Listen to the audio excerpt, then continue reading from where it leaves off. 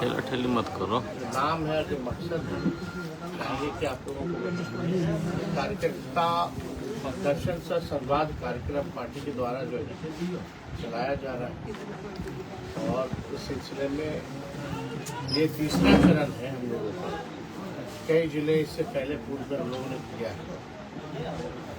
मकसद है कि पार्टी के जो हमारे कैडर है, जो संगठन है, बूथ स्तर पे, पंचायत स्तर पे, ब्लॉक स्तर पे, जिला स्तर पे, जो भी हमारे पंचायत अध्यक्ष हो या बूथ में जो हमारी कमेटी है, वो जो ज़मीनी स्तर के जो हमारे कार्यकर्ता हैं, उनसे हम लोग संवाद करें, उनसे हम लोग फीडबैक लें, पार्टी को और कैसे मजबूत किया जाए और कैसे विस्तार संगठन का किया जाए, उसको लेकर के हम लोग सब लोग जो है आज खगड़िया पहुँचे और थर्ड फेज में जो है पूरा मुंगेर प्रमंडल जो है हम लोग कवर कर रहे हैं हर जगह, और इसके बाद भी फिर चौथा चरण होगा और पूरे बिहार जो है हम लोग घूमने का काम करेंगे। और इसके बाद तो फिर दूसरा जनता के बीच हम लोग जाएंगे ही, मकर संक्रांति जनवरी के बाद वो अलग कार्यक्रम की शुरुआत होगी। लेकिन बेहद ज़रूरी है कि अपने पार्टी के कार्यकर्ताओं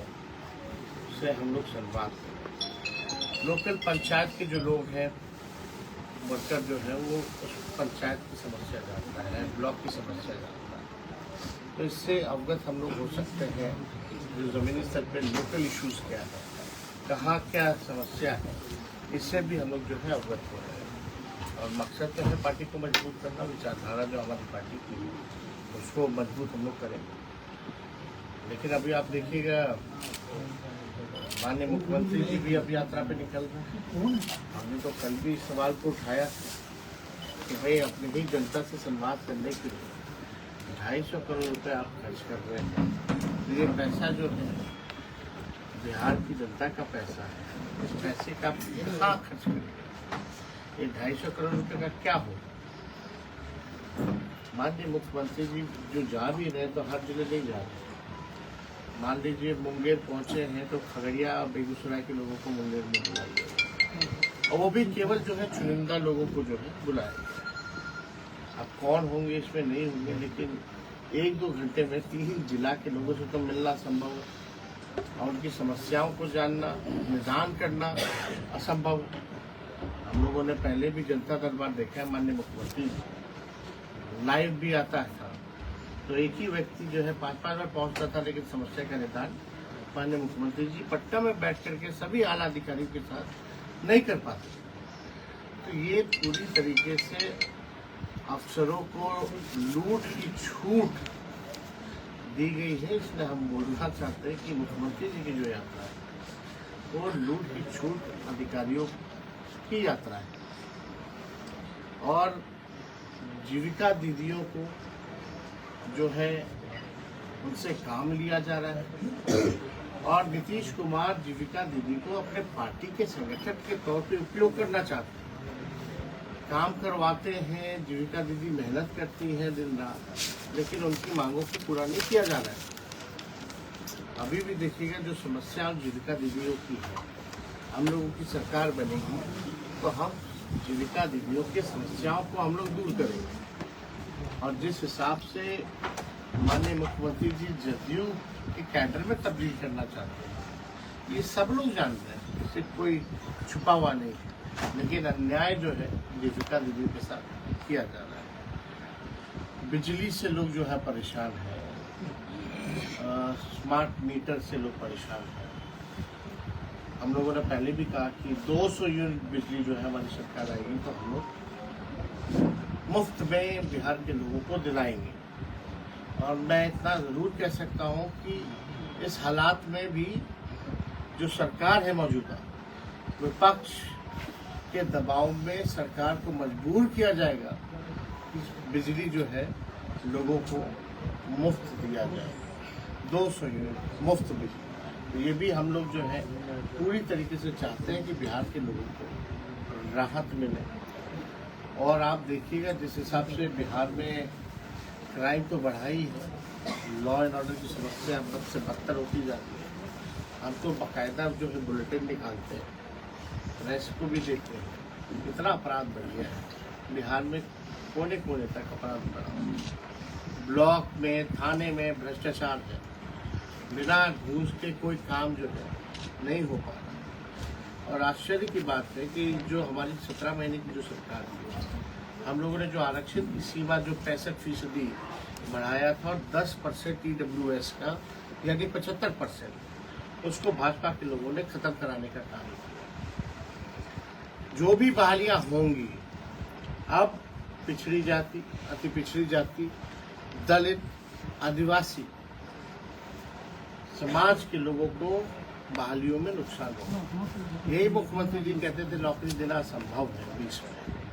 हम लोग 17 महीने में हम लोगों ने करके दिखाया। 5 लोगों को नियुक्ति पत्र जो है हम लोगों ने बांटा। 3 लाख नौकरियां प्रक्रियाधीन करके आ रहे हैं।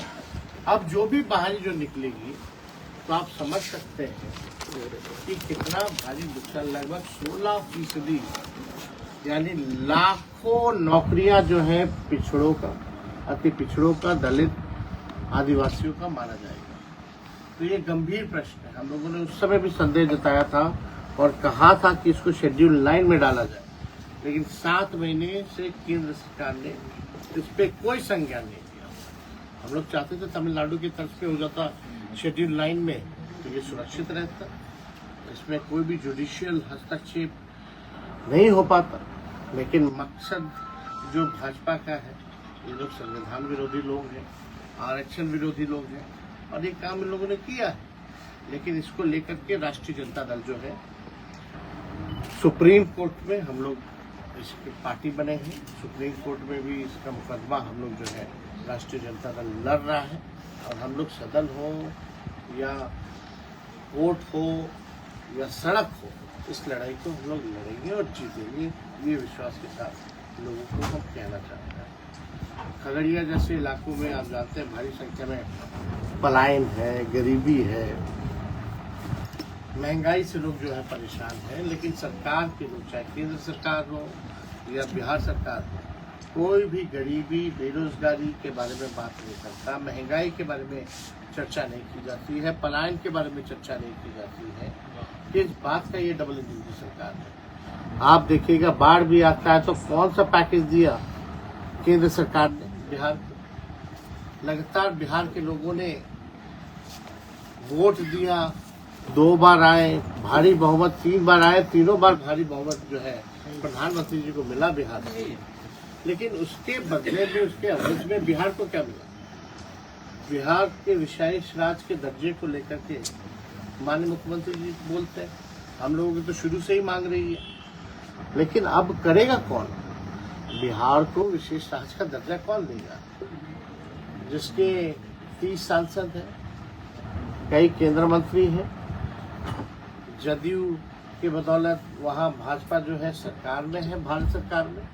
जदयू जो है अब खुद सरकार है, भारत सरकार का अंग है। कौन देगा बिहार को विशेष राज्य? अगर इस हालात में भी नीतीश कुमार चुप्पी साधे हुए हैं तो ये बिहार के साथ धोखा है, सौतेला व्यवहार है और पूरी तरीके से जो असली चेहरा जो एनडीए का जो है वो सबके समक्ष आ गया है। अब इस हालात में नहीं ले पाओगे विशेष राज्य का दर्जा, जहाँ केंद्र सरकार आप पे निर्भर है, तो आप कब लीजिएगा? आप तो कहते थे, आप तो यात्रा करते थे, दिल्ली जाते थे, तो क्यों नहीं आप बात कर रहे जब आप सरकार में हैं और आपके बदौलत सरकार चल रही है? तो इस गंभीर इश्यूज को लेकर के हम लोग तो जनता के बीच जाएंगे, अपनी बातों को भी रखेंगे। और जो 17 महीने में जो महागठबंधन की सरकार ने, हम लोगों ने जो काम करके दिखाया, उसको भी हम लोग बताएंगे। IT पॉलिसी हो, टूरिज्म पॉलिसी हो, आप देखिए स्पोर्ट्स नीति हो, सारी नीतियों को हमारी सरकार ने बनाया। 5 लाख नौकरियां हम लोगों की सरकार में मिली। तालीमी मरकज हो, विकास मित्र हो, टोला सेवक हो, ममता आशा, इनके मानदेय को दुगुना हम लोगों ने किया। 50,000 करोड़ का निवेश MOU बिहार में तब साइन हुआ जब हमारे मंत्री थे इंडस्ट्री मिनिस्टर, हम लोगों की सरकार थी। कई बहालियां जो है हम लोग प्रक्रियाधीन कर करके आए। जाति आधारित गंदा हम लोगों की सरकार ने कराया, आरक्षण की सीमा हमारी सरकार ने हम लोगों ने कराया। तो जो 17 महीने की जो उपलब्धि है, इसको भी हम लोग जो है सरकार जनता के समक्ष जो है रखेंगे। और आने वाला जो चुनाव होगा बिहार में, जैसे झारखंड हम लोग जीते हैं वैसे ही हम लोग बिहार इस बार जीतेंगे। भूमि सर्वे जो है परेशानियों का सबब बन रहा है, और जो टोपोलैंड का मसला है कैसे देखते हैं?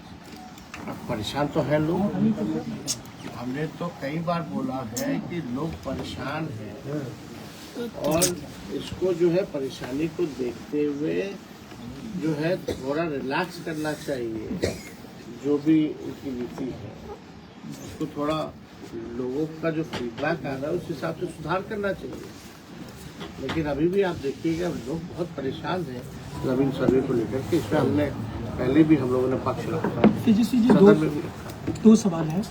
कल राहुल गांधी संभल जा रहे थे और यूपी बॉर्डर पर उनको रोक दिया गया, जबकि वो एलओपी है।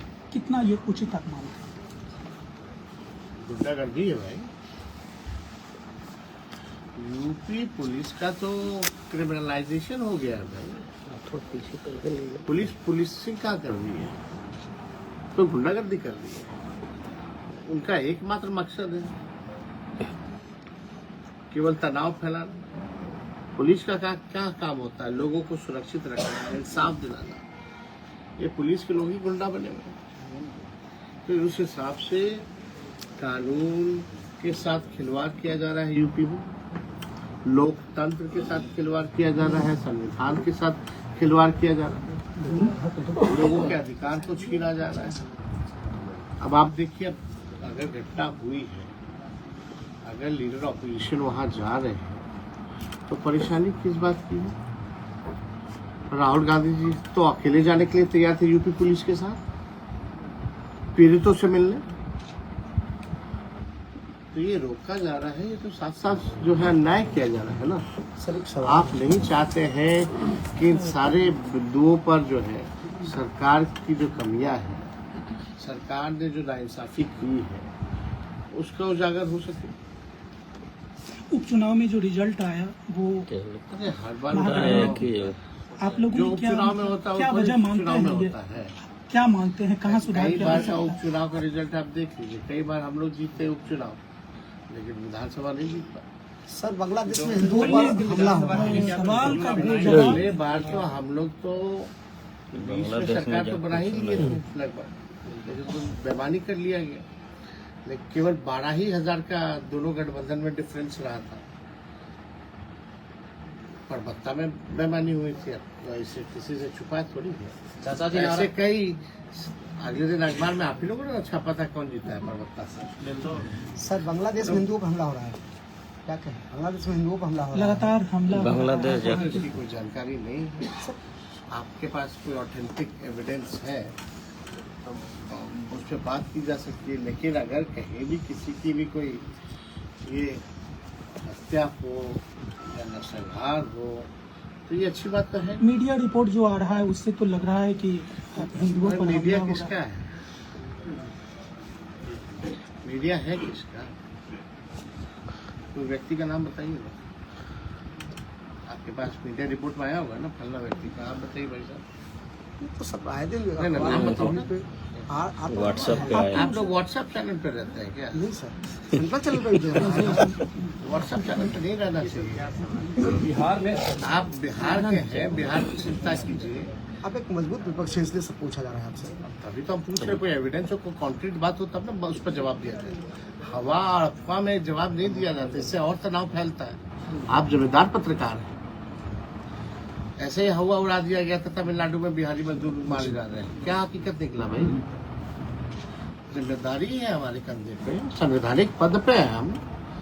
हल्की बातें हम नहीं करना चाहते हैं। जो आजकल का ट्रेंड चला हुआ है, कहीं भी किसी के साथ, हिंदू हो मुस्लिम हो, अगर हत्या हो रही है तो इंसाफ लोगों को मिलना चाहिए जो पीड़ित है।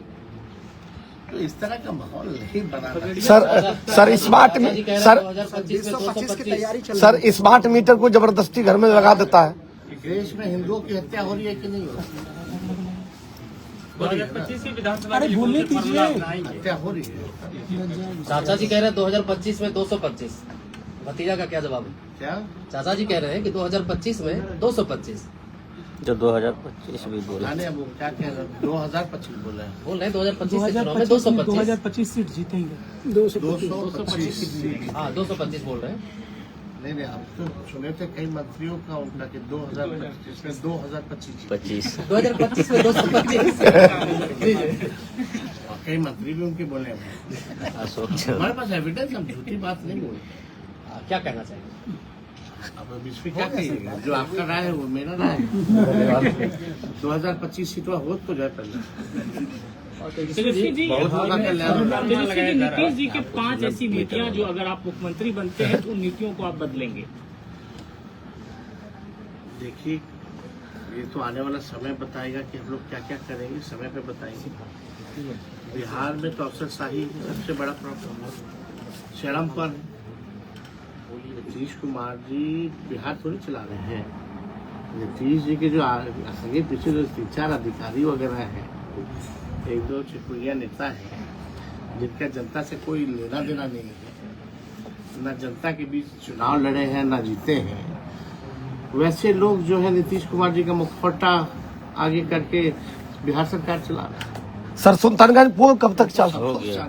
जिस हिसाब से अफसरशाही पूरे बिहार में जिस हिसाब से लागू है, लोकतंत्र में मालिक जनता होती है, जनता अपने प्रतिनिधि को चुनती है, चेक एंड बैलेंस रह गए ताकि गवर्नमेंट, इसलिए ये प्रावधान दिया गया। आज किसी मंत्री को पूछ लो, अभी ना कुछ दिन पहले मंत्री नाराज होकर के अपने गांव चले गए थे, बोलते फैलवे नहीं आ रहा। अब जो भी लोग हैं तो इस पर क्या टिप्पणी किया? खगड़िया राजद का गढ़ रहा है और आज कार्यकर्ताओं से संवाद करेंगे और आगामी 2025 के चुनाव में कितना सीट पर जो है आपको लग रहा है? खगड़िया राजद का एक गढ़ रहा है और आज कार्यकर्ताओं से आप संवाद करेंगे। 2025 के चुनाव के मद्देनजर आपको लग रहा है कितने सीटों पर जो जीतने आपको पसंद है? ये पिछले बार तो 2 जीते थे, कोशिश होगी 4 जीते। कार्यकर्ताओं के साथ रणनीति बनाएंगे, रणनीति बनाएंगे, हौसला बुलंद करेंगे, उनकी बात को सुनेंगे, कुछ हम अपने गलती को सुधारेंगे, सब बात होगी।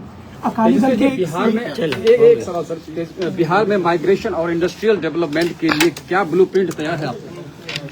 बिहार में माइग्रेशन और इंडस्ट्रियल डेवलपमेंट के लिए क्या ब्लूप्रिंट तैयार है? आपको इंडस्ट्री लाना होगा, आपको एफर्ट लाना पड़ेगा, बड़े लोग जो है उसको बिहार में स्थापित करना पड़ेगा। बिहार का जो ये इलाका है एग्रो बेस्ड इलाका है, एग्रो बेस्ड इंडस्ट्री जो है यहाँ अच्छे से रह सकती है। क्लस्टर वाइज जोन में जो है इंडस्ट्री को आपको बैठाना पड़ेगा, वेल प्लानिंग करनी पड़ेगी। जब तक आप इंफ्रास्ट्रक्चर क्लस्टर वाइज जोन एक प्रॉपर मास्टर प्लान बना करके इम्प्लीमेंट नहीं कीजिएगा और जब तक आप एफर्ट नहीं डालिएगा कि बाहर के इंडस्ट्रीज आए, जैसे हम लोग कोशिश की 50,000 का MOU हमारी सरकार ने 17 महीने में किया। निवेश आएगा तो जाहिर सी तौर पे पलायन रुकेगा, रोजगार लोगों को यही उपलब्ध होगा।